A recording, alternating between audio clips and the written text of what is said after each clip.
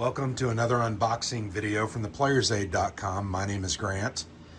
Today I'm unboxing one of the, I think it's 4 new solitaire travel war games from Worthington Publishing. This one is called Europe at War 1940 Solitaire.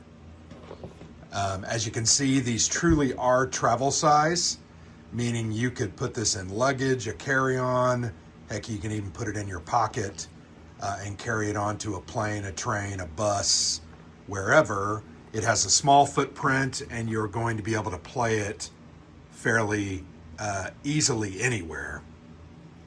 So this game, and here you can see a portion of the map, this game deals with the European theater of World War II, and here you can see also a portion of the Italian peninsula as well as the Balkans, and even here into the Near East, Crete, Cyprus, and Syria. But plays in 15 to 30 minutes. This is a very simple game. Well, I was looking at this. It says solitaire suitability is high, complexity is low. So it's a simple game. I did play Pacific War 1942 as well as the War of 1812. Their first two, loved them both. They are what they are, though. They are somewhat dice chucking. I can't get the cover off. It's so tight. But dice chucking, very simple war games. So don't expect this to have so many decisions you're not going to know what to do. But it's a simple game, and I actually think that's a feature, not a problem. So the contents here, the first thing you see here is the rules booklet, or a pamphlet might be a more apt description. It's kind of, this one actually has a lot more rules than some of their other games. This has 12 pages of rules. The designer is Mike, Grant Wiley, and Sean Cook. And then Sean did the layout and graphic design.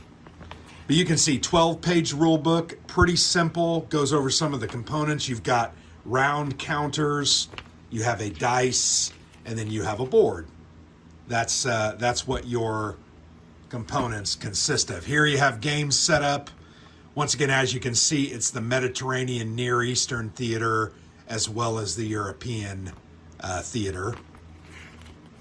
Very simple sequence of play right there. They do have great player aids, and then how to win.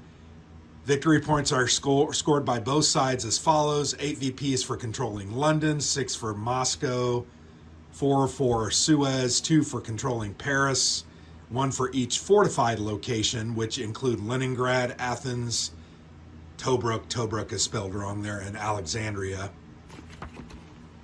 And then there's a couple more, 1 VP for each sea area controlled. That's one thing I did like in the Pacific War 1942 and the War of 1812.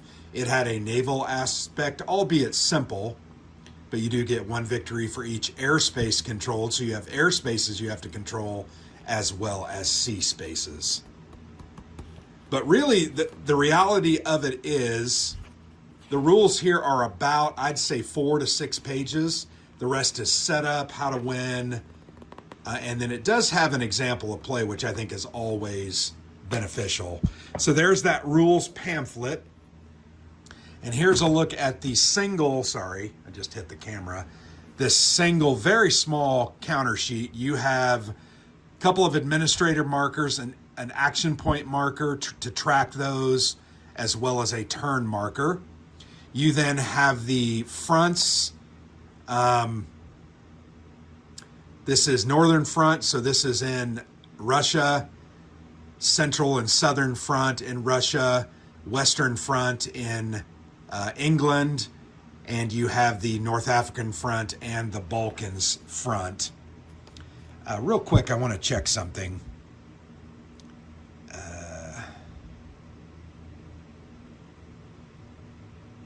Yeah, so you are playing the role of the Axis in this one. The Pacific War 1942, you played the Allies, but this one it looks like you're going to take on the Axis. Here are your sea control markers. There are 2 of those. Air control markers, you have 3. Those are Stuka dive bombers. And then you have 2 reroll tokens, which are your tanks. And then here is the front markers, again, for the Southern Mediterranean Theater. And then there's +1 DRM markers, just to remind you. Really like the art on the backs of those. Yeah, pretty sharp looking game.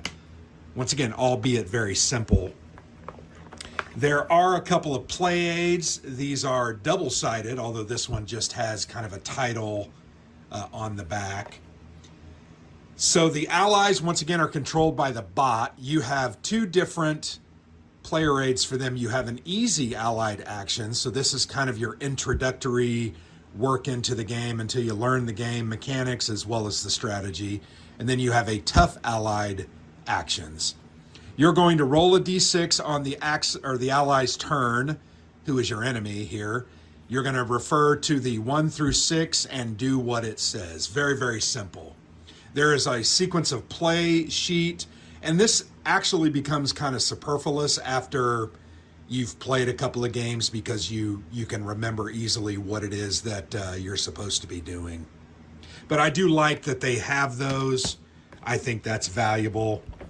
I'm going to go ahead and pull out the board and show you. And you can see this all fits in this nice little package. This board is kind of a tall and thin board, which is kind of unique, I think. Let's turn it like that. Here you have, once again, that European theater with Russia on the east. Here you have Nazi Germany, the capital, and you're playing outward from those. And then here you have fascist Italy, as well as the Mediterranean.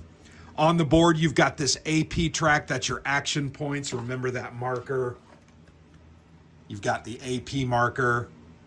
You're going to track how many action points you have. You're going to track your turn on the turn track. And it is split up by months. It's got some notes here on the different shapes of spaces. You have circles, which have 0 DRM attack modifier. A pentagon, which is -1 DRM. Those are fortified spaces, so Tobruk and Alexandria, as well as Athens. A flag is -2 DRM to attack, and that is these locations, the Allied flags. And then you have variable attack modifier with squiggly lines. So there's one of those there. And those appear to be amphibious landing. And so you're potentially going to have some DRMs that are, there's an amphibious landing or crossing into Dover. But yeah, nice looking board. Once again, you are playing as the Axis powers in this one in Europe. And you're going to start here in Berlin and Rome. And you're going to move out on these tracks, attacking them, pushing, put these markers back as you win and defeat them. There's France. You push that back and you're trying to control London there. And then here are the Mediterranean, the Balkans, and the North African front. So very simple, a very simple game. It also comes with a single D6. You're going to roll this over and over and over again.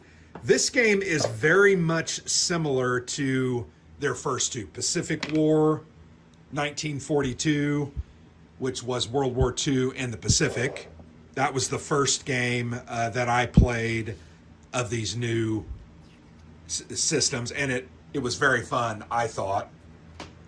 But a lot of die rolling, referring to charts for the Allied actions, or the Allied actions, and then you have specific actions that you can take, which are basically things like attack on a front, attack in a C zone, trying to control that, or buy a reroll marker that you put on a spot, and then ultimately in the future, you can have a reroll. Here's a list of those actions here.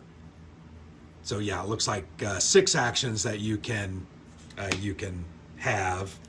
So, very simple game, but just because it's simple does not mean that it's not an interesting and good game. I very much look forward to playing this one. I very much enjoyed the other two that I've played. And I do own the other three: 1862 War in Virginia, the French and Indian War, and Shogun Solitaire. So, there you have it, a look at Europe at War 1940 Solitaire from Worthington Publishing. Very much look forward to getting this to the table. Hope you enjoyed the video. I've been Grant for the Player's Aid.